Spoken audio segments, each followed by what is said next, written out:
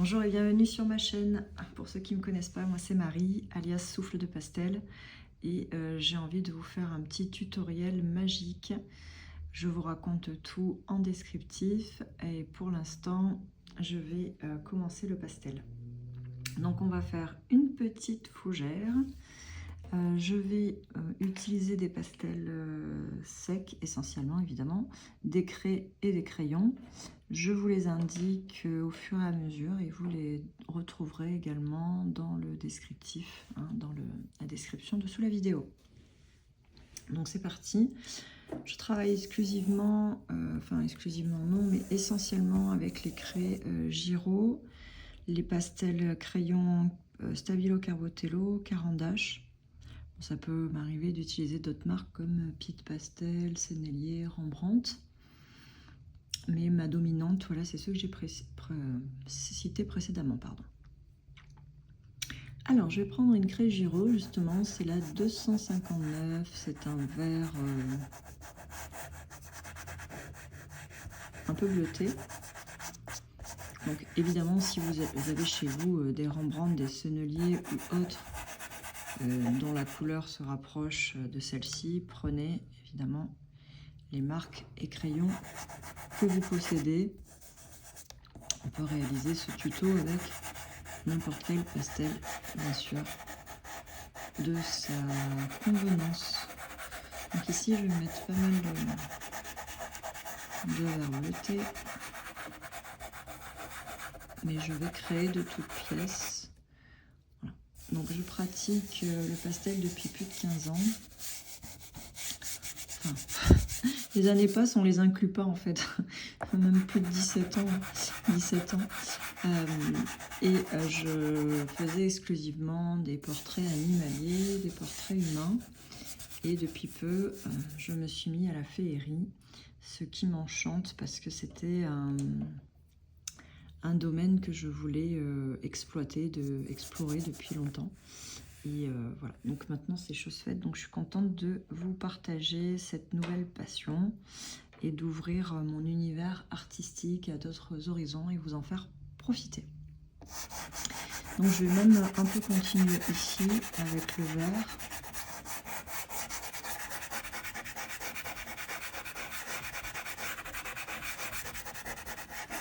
Et je vais même le foncer un peu plus.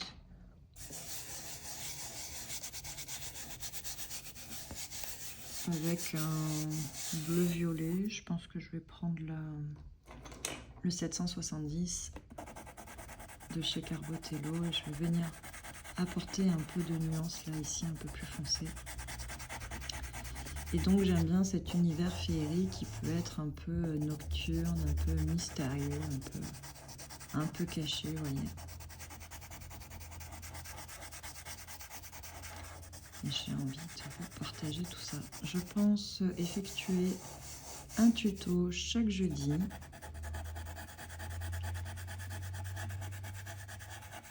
Donc vous pourrez bien sûr les reproduire et même me partager en commentaire ou sur Facebook quand je fais des publications sur le travail en cours, les tutos que je propose. Vous pourrez mettre vos photos en commentaire et partager et inviter également amis et famille à faire ces petits tutos. Pourquoi pas? Surtout que c'est l'été, il fait chaud en majeure partie dans toute la France. Donc voilà, je vous donne des petits tutos à faire au frais à la maison, seul ou accompagné. Dans le partage, c'est sympa aussi. Voilà, donc j'en ai bien. Je crée un peu mon fond, un peu mystérieux. Et puis je vais prendre donc quelques crayons, donc des ocres, des verdâtres. Donc moi j'agis surtout au feeling. Là par exemple je vais prendre le 0,36 de Caran d'Ache et je vais venir faire comme une petite herbe en fond ici, sans trop me poser de questions. Puis j'aime bien faire des Des petites choses un peu féeriques, comme s'il y avait des petites lucioles qui brillaient ou des, voyez. Donc je me pose pas trop de questions et je fais les choses un peu au feeling, au ressenti. Ici, je voudrais que ma fougère prenne toute la page, on va dire. Je prends le 585 de Carbotello, pardon, Stabilo, et je viens tracer l'axe médian de ma fleur, de ma feuille. Je pense qu'en fait, attends, je vais casser la craie.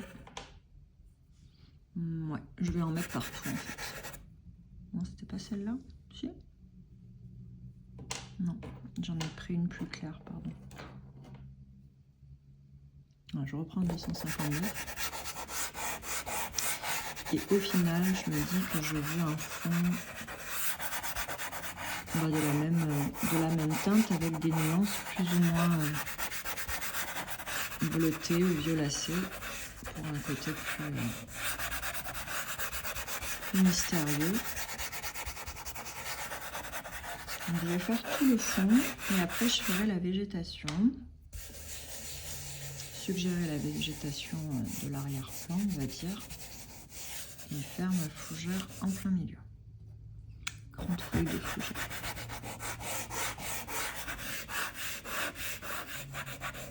J'ai l'impression que mon papier pastel mat, que j'utilise tout le temps, gris foncé, pour ceux qui me connaissent, je ne travaille qu'avec celui-là, parce qu'il répartit bien, enfin il restitue bien les couleurs, il est neutre. Et du coup, ça fait pas les couleurs trop criardes, trop, vous voyez. Hop. Je vais essayer de trouver une teinte un peu foncée, un marron. Peut-être chez Sennelier, justement. J'aime bien le côté poudreux pour faire des fonds magiques. Ça peut être intéressant. Donc c'est le numéro 057 de chez Sennelier. C'est une craie qui est poudreuse, sèche mais poudreuse, et qui va me servir ici pour faire un fond un peu plus foncé à certains endroits. Là vraiment je viens déposer la couleur et voyez avec les mains, j'estompe et je crée mon fondu.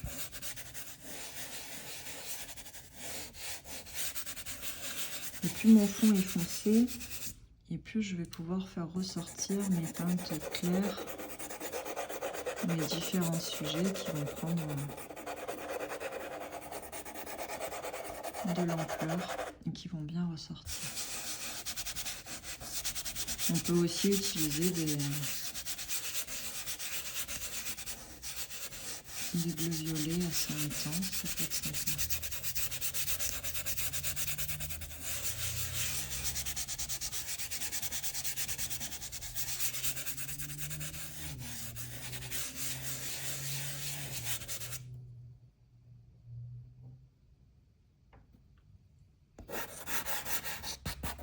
On va reprendre après Giraud.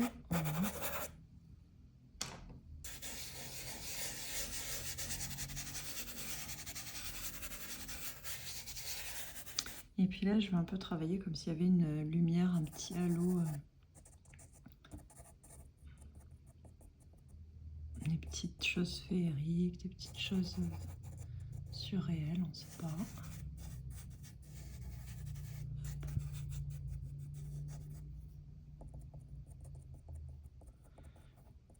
J'imagine des petites créatures dans le fond. C'est des pastels qui permettent de lâcher prise aussi, hein, de ne pas trop se poser de questions, de prendre confiance et de créer en toute liberté et de se laisser surprendre par nos capacités, ce qu'on peut faire. Toujours avoir des lingettes près de soi, parce que le pastel est salissant. Voilà. Donc c'est bien de se nettoyer les mains régulièrement, parce que que l'eau et le savon, c'est trop laborieux de se laver les mains toutes les 2 secondes, et les lingettes nettoient bien, vraiment bien. On économise un peu l'eau. Non mais c'est vraiment pratique, ça enlève vraiment bien le pastel que l'eau et le savon, c'est un peu plus galère par moment. Petite parenthèse. Du coup, je vais reprendre mon 585 et poursuivre mon trait ici. Donc je vais la faire un peu, hop. Je ne veux pas qu'elle soit droite ni trop tordue, voilà. Ouais, pourquoi pas avoir une petite herbe ici. Et puis je vais commencer à faire les feuilles. Donc je reste avec mon 585, mais évidemment on va les nuancer. Donc, il y a comme une petite pointe ici. Les feuilles de fougère sont assez symétriques, on va dire, et elles font comme des petites dentelles, vous savez, sur le côté là.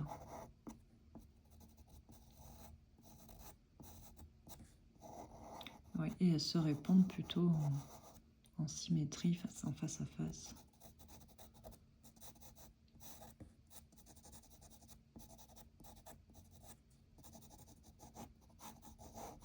Donc là, on est sur la gestion des vers, sur un mini tuto végétal, on va dire, et féerique.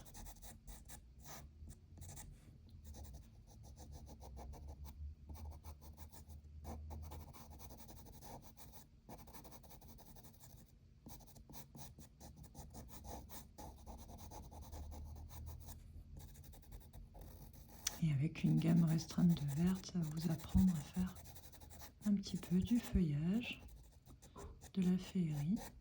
Des fois, ça peut être un peu en quinconce. Peut-être un petit peu les décaler pour être un peu plus irrégulière. J'aime bien l'irrégularité en peinture. C'est quand même plus joli. Et là, on va avoir des feuilles qui sont un petit peu plus allongées. Et toujours, vous voyez, en pointe sur l'extrémité.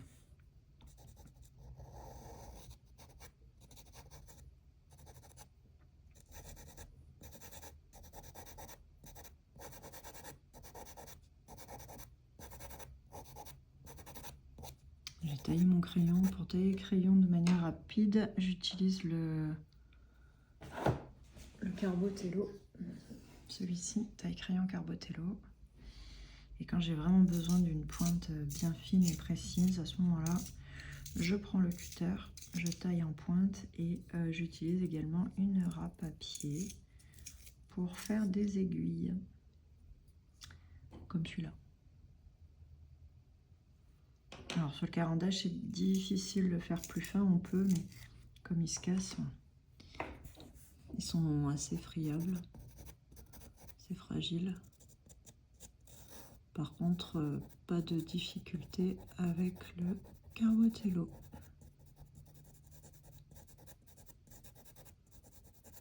Là pareil, hein, je continue gentiment les petites feuilles. Et plus on va arriver vers le bas, plus elles vont être développées.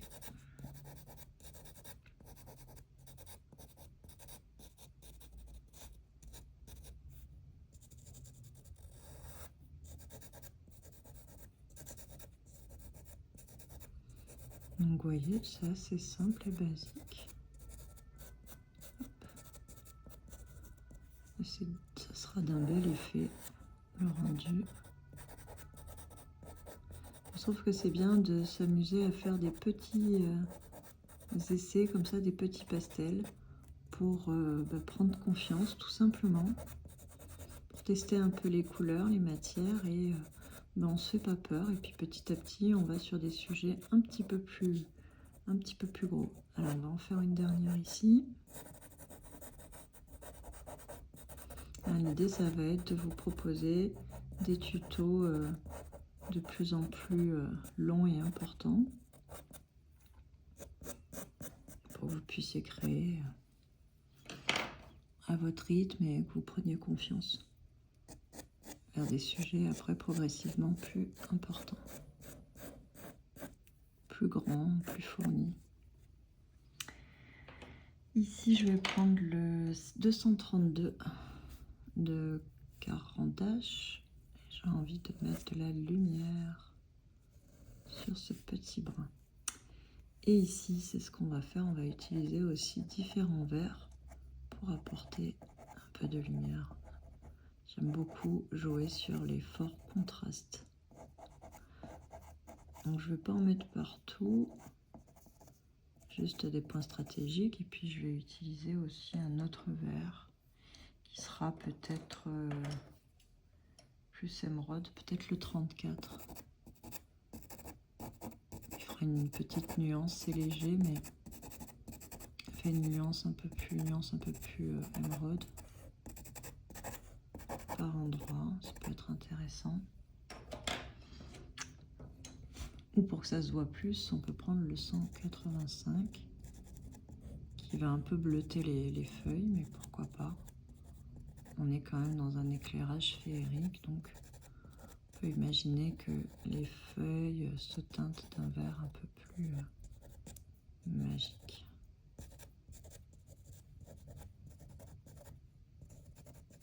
Je trouve ça sympa, ça va bien en harmonie avec le fond, justement. On peut avoir aussi des verts un peu turquoise. Donc là, c'est le 214 de Carandache aussi. Vous voyez, j'appuie pas trop, c'est juste pour faire quelques petites nuances. Mais principalement, je pense que je vais utiliser donc le 232. Encore une fois, si vous avez Stabilo ou Pitt Pastel, prenez les marques que vous avez et les nuances dont vous disposez.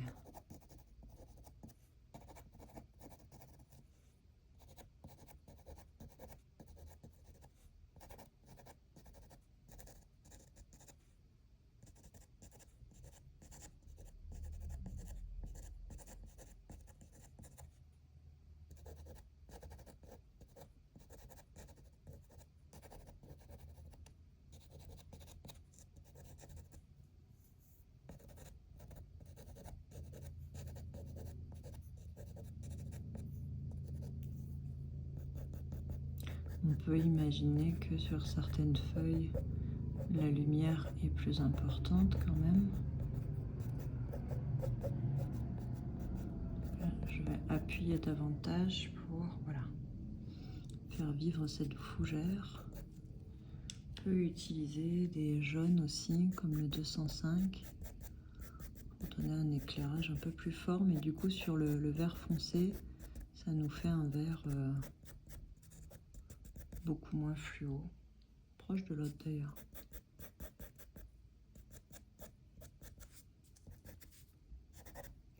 Ça peut faire des nuances intéressantes.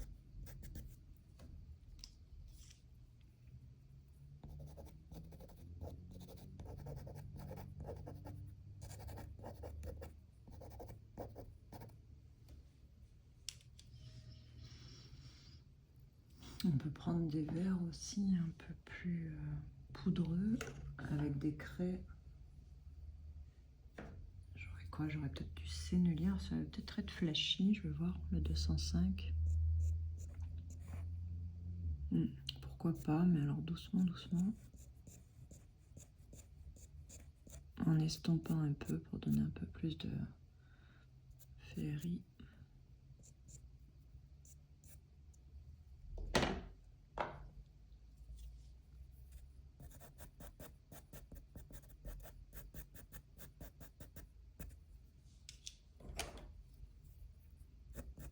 Je reprends le 185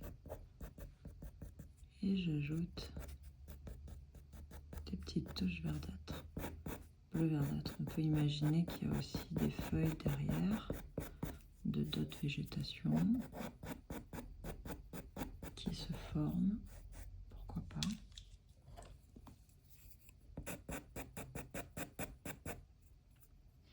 Là c'est le numéro numéro 34. Je vais essayer de redonner une forme un peu de feuille. Un peu comme la salse pareil, par exemple.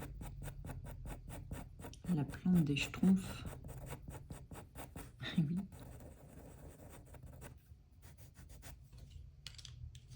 Donc là, vraiment, je joue avec des bleus et verts intenses. 185 à nouveau. Puis on peut peut-être prendre le 760 et faire comme des petites nervures ici à l'intérieur de la feuille, pourquoi pas. Et puis on pourrait imaginer une autre fougère ou une autre feuille vers ici pour attirer l'attention vers l'arrière-plan. On pourrait imaginer une autre plante pour changer. On ne va pas lui donner de nom. On va juste inventer une tige avec des feuilles.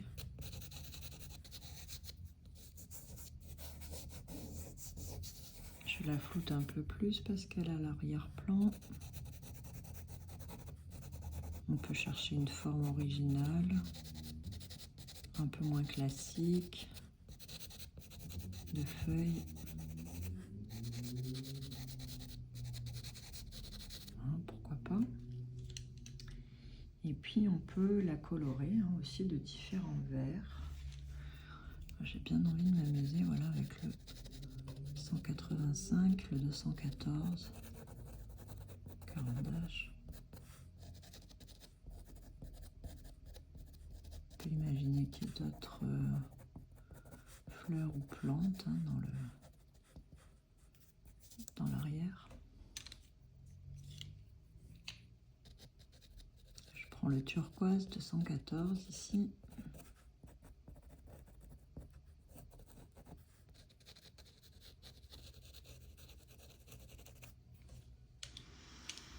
Et pourquoi pas un peu des ocres.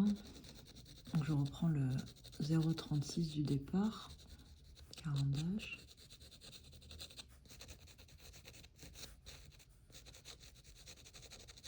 Et pourquoi pas des verts un peu plus pommes. Voilà.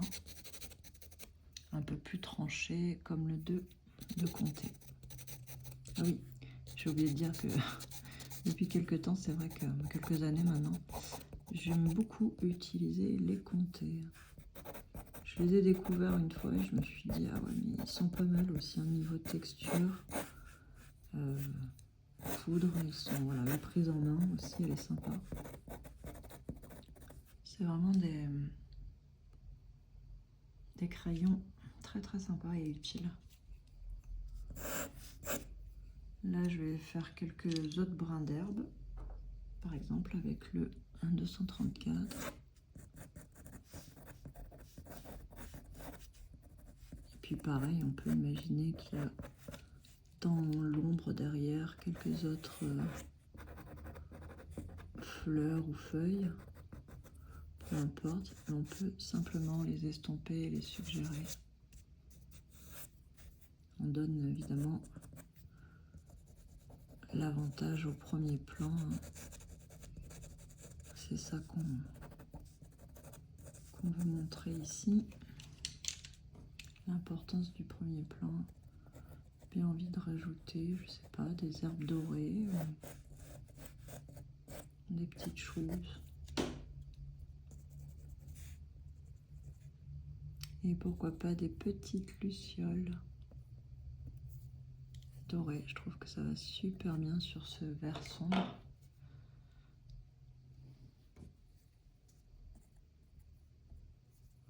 Voilà. Écoutez, moi ça me plaît bien. Un petit tuto facile et rapide. Quand on n'a pas beaucoup de temps et qu'on a envie de crayonner et qu'on a un peu peur aussi de se lancer dans des gros projets.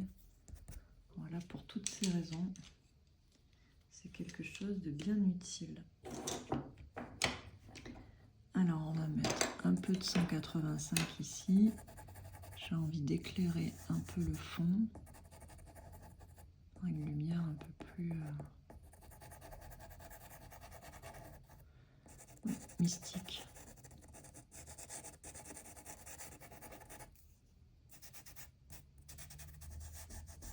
Voilà, je m'amuse à estomper au doigt.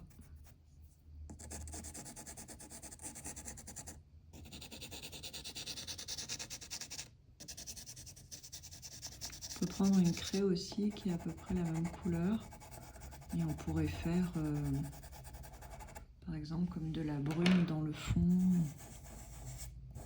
pour renforcer un peu le côté féerique, mystérieux.